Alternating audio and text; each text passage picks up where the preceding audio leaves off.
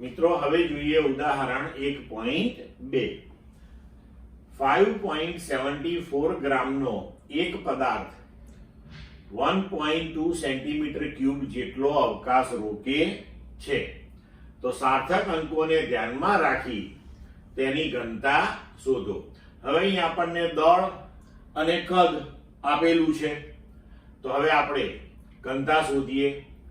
હવે અહીંયા આપણને સાર્થક અંકોને ધ્યાનમાં રાખવાનું કહેલું છે પાછું તો તમે જુઓ કે 5.74 તો આમાં સાર્થક અંકો 3 છે, કદના માપનમાં 1.2 એટલે સાર્થક અંકો 2 છે તો લઘુત્તમ સાર્થક અંકો અહીંયા 2 થયા એટલે આપણો જે જવાબ આવશે ઘનતાનો એને આપણે 2 સાર્થક અંકો સુધી લખીશું।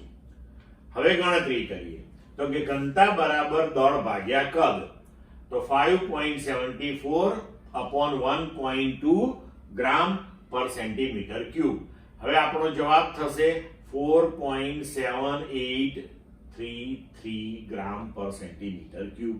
હવે આપણે આને 2 સાર્થક અંક સુધી જ લખવો છે તો આ 8 થી જો આપણે એને કાઢી નાખીએ તો 8 જે છે એ 5 કરતા મોટો છે તો આપણે આગળ 1 ઉમેરીશું, 7 માં 1 ઉમેરીએ તો 8 થશે તો આપણો પરિણામ મળ્યું છે વટે 4.8 ગ્રામ પર સેન્ટીમીટર ક્યુબ।